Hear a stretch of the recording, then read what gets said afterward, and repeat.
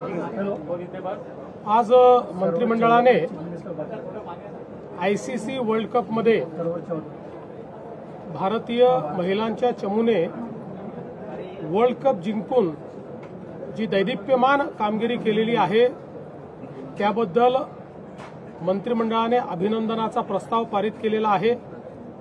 त्याचप्रमाणे आपल्या महाराष्ट्रातल्या 3 खेळाडू ज्याच्यामध्ये स्मृती मानधना आहे, ज्याच्यामध्ये जेमिमा रॉड्रिग्स आहे, ज्याच्यामध्ये राधा यादव आहे, या तिन्ही खेळाडूंचा सत्कार हा राज्य सरकारच्या वतीने केला जाईल आणि आपल्या धोरणानुसार त्यांना कॅश प्राइज देखील त्या ठिकाणी दिलं जाईल आणि सर्व परीने त्यांनी जो काही या ठिकाणी भारताची मान उंच केलेली आहे त्या संदर्भात सर्व प्रकारे त्यांचा सन्मान करण्याचा निर्णय आज आपण घेतलेला आहे।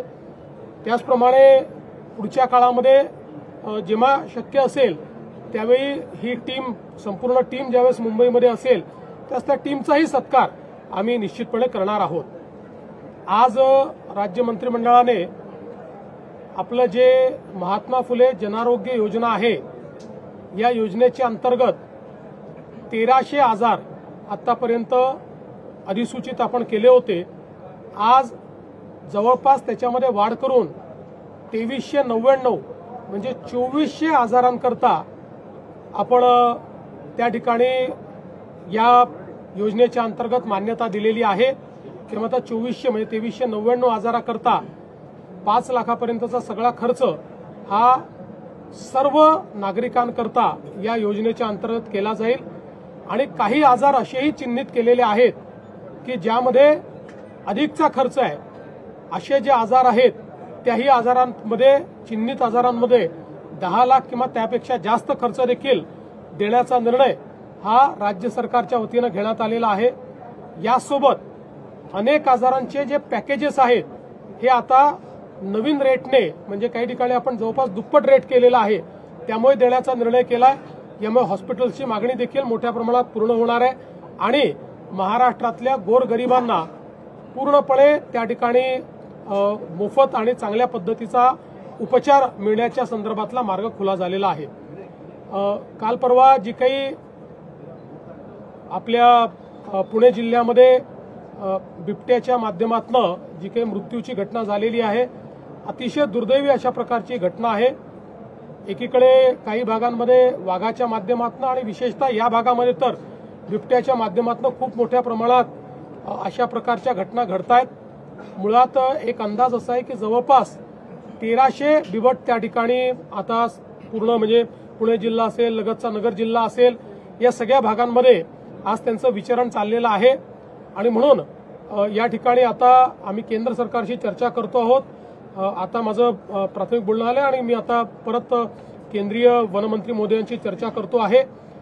या संदर्भात वळसे पाटील साहेब देखील माझ्याकडे आले होते। वळसे पाटील साहेबांनी देखील त्या ठिकाणी अतिशय गंभीरतेने हा सगळा मुद्दा मांडलेला आहे आणि आम्ही केंद्र सरकारला विनंती करणार आहोत की एकीकडे हे बिबटे जे आहेत हे काही प्रमाणात पकडून आणि ज्या ठिकाणी रेस्क्यू सेंटर्स आहेत त्या ठिकाणी ते देण्याची आम्हाला त्यांनी परवानगी द्यावी आणि त्यासोबत मोठ्या प्रमाणात स्टरलायझेशनचा प्रोग्राम हा देखील जे काही प्रचलित धोरण आहे त्या धोरणाप्रमाणे केंद्र सरकारची परवानगी घ्यावी लागते तशा प्रकारची परवानगी आम्हाला द्यावी।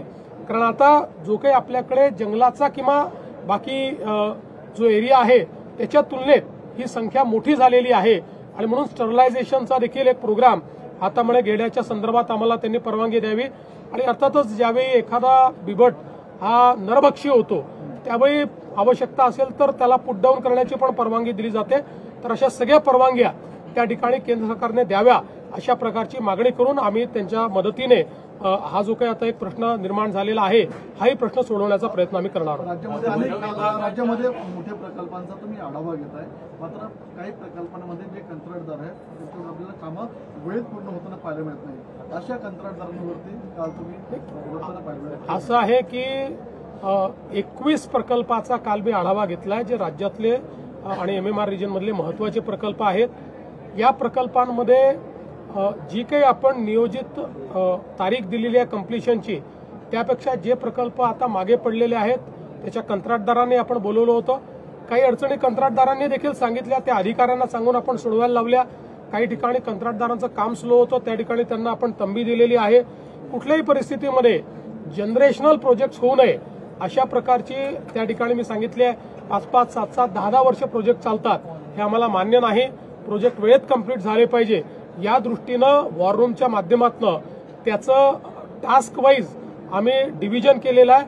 प्रत्येक टास्कला किती वेळ लागणार आहे त्या संदर्भातला निर्णय केलेला आहे आणि प्रत्येक टास्कचं मॉनिटरिंग कोण करेल अशा प्रकारची जबाबदारी देखील आपण फायनल केलेली आहे.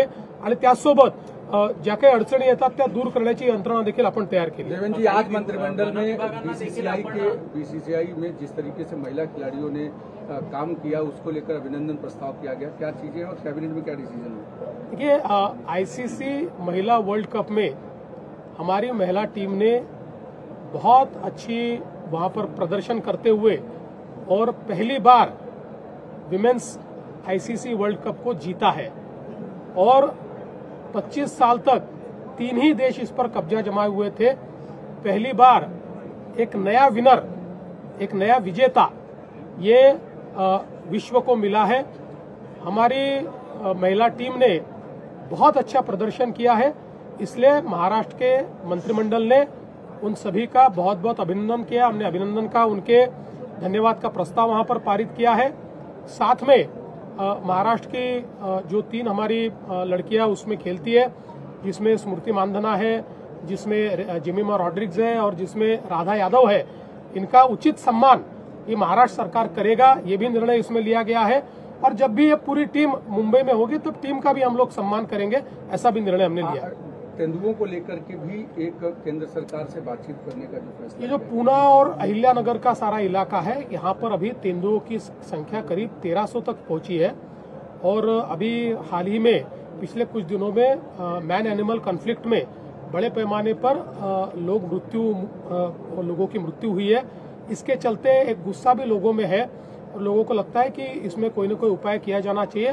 तो इसके ऊपर काफी हमने चर्चा की और चर्चा करने के बाद ये फैसला लिया है कि जहां एक और जो तेंदुआ नरभक्षी होता है उसको पुट डाउन करने का भी एक कभी कभी आपको निर्णय लेना पड़ता है, तो ऐसे समय वो निर्णय लिया जाएगा. लेकिन एक बड़े पैमाने पर ये तेंदुओं को पकड़ के उनको रेस्क्यू सेंटर में देना, ये भी एक मुहिम हम लोग हाथ लेना चाहते हैं और साथ में हम लोग इनका स्टरलाइजेशन भी करना चाहते हैं. लेकिन इन दोनों के लिए अपना कानून बहुत कड़ा है, उसमें सेंट्रल गवर्नमेंट की भी परमिशन हमको लेनी पड़ती है. तो हम सेंट्रल गवर्नमेंट के पास एक जस्टिफाइड इस प्रकार का प्रस्ताव भेज रहे हैं, जिसमें हम लोग ये दिखाएंगे कि एरिया कितना है, संख्या कितनी है और इसलिए ये करने की क्यों आवश्यकता है. केंद्रीय मंत्री महोदय से कुछ चर्चा मेरी हुई है और निश्चित रूप से उनकी भी परमिशन इसमें मिलेगी, तो हम लोग जरूर इसके ऊपर कार्रवाई कर रहे हैं. देवेंद्र जी, आज चुनाव